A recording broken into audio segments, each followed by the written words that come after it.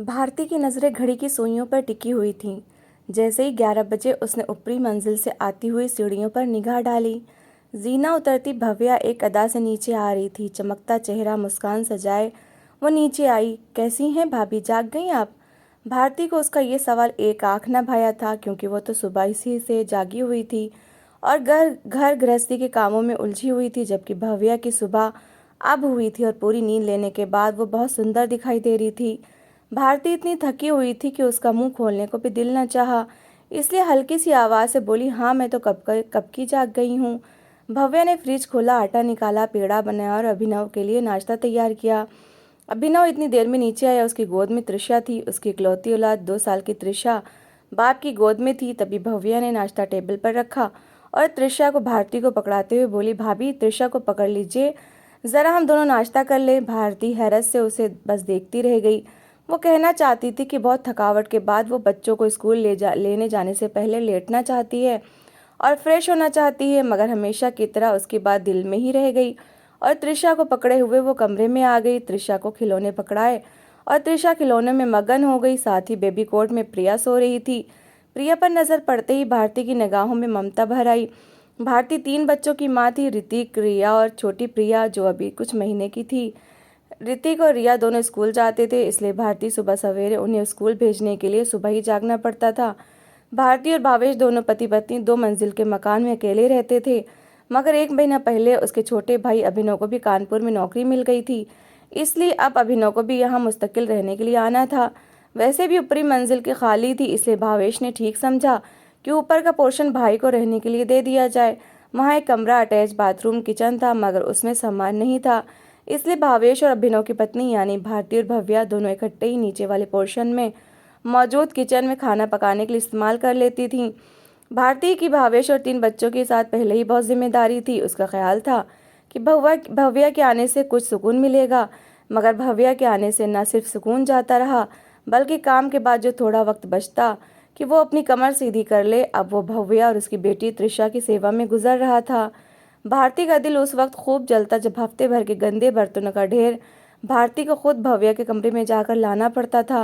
Plate में बगैर ढके चावल न जाने कब से पड़े थे, रोटियों के टुकड़े दूसरी प्लेट में मुंह चढ़ा रहे थे, कई कप जो चाय पीने के बाद गंदे पड़े थे। भारती सारा दिन बर्तन धोती रहती, ऊपर से नीचे के चक्कर लगाती, लेकिन उसे बहुत गुस्सा आता, जबकि भव्या इस मामले में बिल्कुल लापरवाह थी। उसे अपनी इस बहसी की हद पर कोई अफसोस तक न था। सबसे ज्यादा बुरी बात यह थी कि अभिनव की आंख बंद किए जोरू का गुलाम था, जबकि भावेश हर मामले में भारती को डांट दिया करता था, चाहे इसमें भारती का कसूर हो या न हो। भावेश को भारती की बेइज्जती करके दिली खुशी महसूस होती थी, जबकि अभिनव भव्या के सामने बोल ही नहीं सकता था। जैसा वो कहती वैसा ही करता। यूं लगता था जैसे वो उसका गुलाम हो, पति नहीं। डेली भव्या को नीचे आकर साफ किचन मिलता था। बर्तन जो उसके रात के गंदे पड़े होते थे वो भारती साफ कर चुकी होती थी, हर चीज़ ठिकाने पर रखी होती थी। तो फिर भला 2 पराठे बनाने में क्या देर लगती। नाश्ता कराकर पति को विदा करती और दोबारा अपनी बेटी को लेकर ऊपर के पोर्शन में गुम हो जाती। फिर दोबारा तब आती जब दोपहर का खाना बन चुका होता और भारती रोटियां पका रही होती। उस समय भव्या कुछ ऐसा करती कि बच्ची रोने लग जाती। फिर भव्या आराम से कहती, रोटी तो आप बना ही रही हैं, मेरे लिए भी बना दे। अब भला इसमें मना करने की कोई कसर बाकी ही नहीं रहती थी। भव्या उसे गर्म रोटी लेती और त्रिशा को सामने बिठाकर खाने लगती, साथ में चाय की फरमाइश कर देती। भारती को खुद भी चाय की तलब महसूस हो रही होती थी, इसलिए दूध बर्तन में डालकर गैस पर चढ़ा देती। भारती की सोच सुलझी हुई थी। वो सोचती थी कि अपने बच्चों के लिए पका रही हूँ तो 2 रोटी और चाय बना देने से कोई फर्क नहीं पड़ता। भव्या खाने के बर्तन, त्रिशा के दलिया के बर्तन वो ऐसे ही छोड़कर जाया करती करती थी, जिस पर अफसोस भारती को बहुत होता था कि भव्या इतनी लापरवाह क्यों है और उसे एहसास क्यों नहीं होता। भारती ने अपने बच्चों का, जो स्कूल से अभी भी आए थे, यूनिफॉर्म चेंज किया, मुंह हाथ धुलाया और खाना खिलाने लगी। बच्चे थे, उनका कहना होता था कि वो आराम से बैठकर कार्टून देखते जाएं और माँ उन्हें निवाले बनाकर मुंह में डालती रहें। भारती भी मान जाती थी। इतने में प्रिया चीख चीख कर जाग जाती थी। भारती का खाना वहीं रह जाता और वो प्रिया के कामों में बिजी हो जाती। वहाँ से फ्री होती तो बच्चों को होमवर्क और फिर टेस्ट मिले होते, जिनकी तैयारी कराने में अच्छा खासा समय गुजर जाता। इस सारे समय में भव्या अपने कमरे में आराम कर रही होती। जब अभिनव के आने का समय होता तो वह बन सवर कर नीचे आती। भाभी पिंक लिपस्टिक दें, मैरून लिपस्टिक दें। भव्या का स्वर दो टूक होता था। भारती सिर्फ ठंडी आह भरती और कहती कि वहाँ पड़ी है, जा टेबल पर जाकर ले लो। भारती जानती थी कि ये पूछना सिर्फ दिखावा है, जबकि भारती इतनी मासूम और सादे से हुलिये में फिर रही होती। यहाँ तक कि भावेश आ जाता। भव्या का छमक छुल्लू वाला गेटअप अब भावेश की नज़रों में ज़रूर आता और उसे ऐसा लगता कि जैसे भारती को उसके आने की खुशी ही नहीं होती। जिंदगी की गाड़ी शायद ऐसे ही चलती रहती। लेकिन कामनी दीदी उनके घर आ गईं। कामनी दीदी इन दोनों की इकलौती नंद थीं जो आगरा में रहती थीं। अब कुछ दिनों के लिए भाभीियों से मिलने आ गईं। कामनी दीदी ने एक दिन भारती के कामों की और भव्या की लापरवाही भी देखी और सोचने में लग गईं कि आखिर ये कैसे चलेगा। कामनी दीदी को भारती का गधों की तरह काम करना अच्छा न लगा। उनका दिल उदास हो गया। कामनी दीदी को अपना अतीत याद आ गया। कामनी दीदी ने अपने ससुराल वालों की जी जान से सेवा की, लेकिन उसका उन्हें कभी सिला न मिला, बल्कि हमेशा ये कहा जाता कि ये उनका कर्तव्य है। लेकिन उन्होंने ये फैसला कर लिया कि वो भव्या की ये चालाकियाँ चलने नहीं देंगी और यूँ भारती पर इतना कामों का बोझ उन्हें अपने पिछले वक्तों की याद दिलाते हुए और उदास करके रख देता। भव्या ने ऐसा किया कि जैसे ही कामनी दीदी के आने का पता चला, उसने ऐसा अपने बीमारी का नाटक किया कि सारे काम खुद ब खुद भारती की जिम्मेदारी बन गए। वैसे तो भव्या की को कामचोरी की ज़िंदगी गुजारनी ही थी, मगर उस समय तो हद हो गई जब उसने भारती के सामने अपने और बेटी के गंदे कपड़ों का ढेर लगा दिया कि भाभी आप ये कपड़े धो दीजिए, मेरी तो तबीयत ख़राब है, कमज़ोरी से चक्कर आ रहे हैं। कामनी दीदी चुप रहीं और इस तमाशे को हद तक देखना चाहती थीं। भारती जो थकन से चूर थी और अभी किचन के कामों से फ्री हुई थी, अब इत्मीनान से आराम करने का सोच रही थी। बिल्कुल हैरान चेहरा लिए देवरानी को देखने लगी। चाहती तो साफ साफ कह देती कि मैं थकी हुई हूँ, मगर थकन का शब्द हमेशा की तरह उसके मुंह से ना निकल सका और वो अपने शरीर को घसीटते हुए गठरी खोलने लगी और कपड़े निकालने लगी। बच्चे के कपड़े अलग किए, बड़ों के कपड़े अलग, और वॉशिंग मशीन लगाकर कपड़े धोने लगी। 2 घंटे तक वो कपड़े धोने में व्यस्त रही। फिर फ्री हुई तो उसका हुलिया ख़राब हो रहा था, सारे कपड़े भीग चुके थे और प्रिया दूध मांग रही थी। कामनी दीदी ने सारी कार्रवाई देखी। फिर भव्या जो पानी में हाथ नहीं डाल रही थी कि उसे ठंड लग गई है, शाम में आई। प्रिया को भारती थपक थपक कर चुप करवाने में लगी थी जब भव्या ने अपनी बच्ची को भी भारती को पकड़ा दिया। भाभी मैं ज़रा नहाने जा रही हूँ, अभिनव आने वाले होंगे, मुझे इस तरह देखेंगे तो उन्हें अच्छा नहीं लगेगा। इससे पहले कि भारती कोई जवाब देती, वो नहाने के लिए बाथरूम में घुस गई। अब 2 बच्चे मुंह फाड़कर रो रहे थे और भारती का दिल कर रहा था कि वो खुद भी रोने लगे। कामनी दीदी ने सारा दृश्य देखा। फिर उन्होंने त्रिशा को पकड़ा और भारती के कंधे पर हाथ रखते हुए बोली, कब तक खुद को ऐसे ही तकलीफ देती रहोगी? दुनिया बहुत जालिम है। अगर अभी तुमने इसका कोई हल ना निकाला तो फिर तुम सारी जिंदगी आराम से बैठ ना सकोगी। कामनी दीदी की हमदर्दी सुनकर आंसू भारती के गालों पर बहने लगे।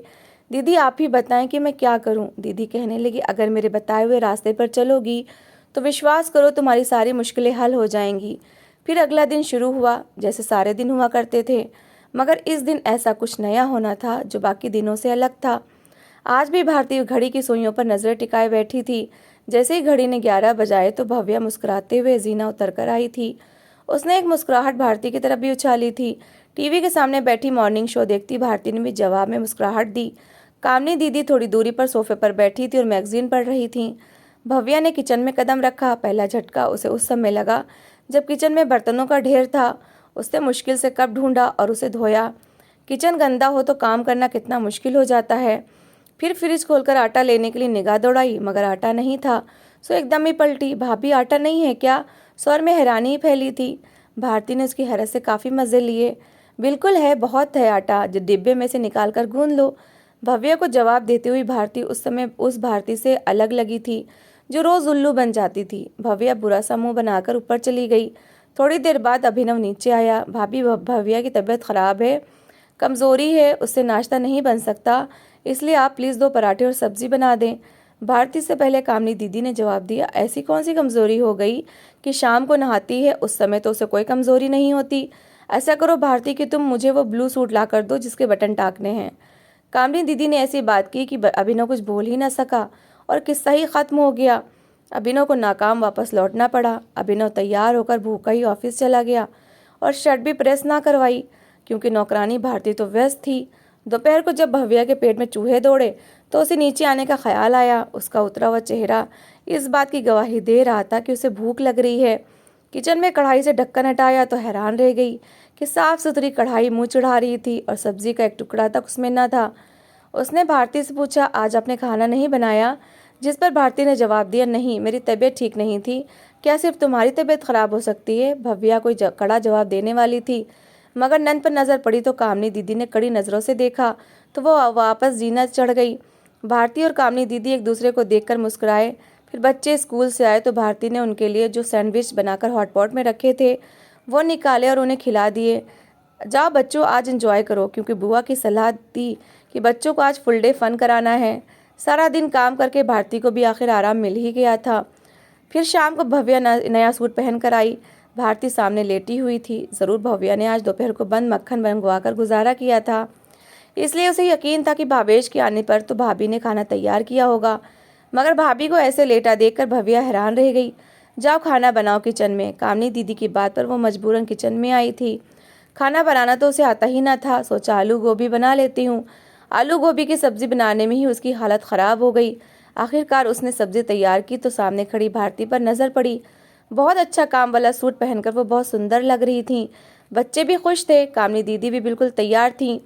जब भावेश आया, मुस्कुराकर उसने अपनी पत्नी पर निगाह डाली, जो कि बहुत सुंदर लग रही थी। हर वक्त गंदे हुलिये में रहने वाली भारती आज उसे बहुत अच्छी लगी।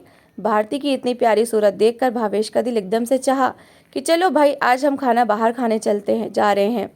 तो भारती बोली, अच्छा फिर ठीक है, खाने के बाद वापसी पर मुझे निशा की तरफ भी छोड़ दीजिएगा। भारती के दिल में ख्याल आया कि बहुत समय हो गया बहन से मुलाकात नहीं हुई। कामनी दीदी की आवाज़ ने पूरी तरह भव्या को हैरत में डाल दिया। जब उन्होंने ताना देने वाले स्वर में कहा कि अभिनव आ गया है, अब अपने पति के साथ जली हुई सब्जी खा लेना।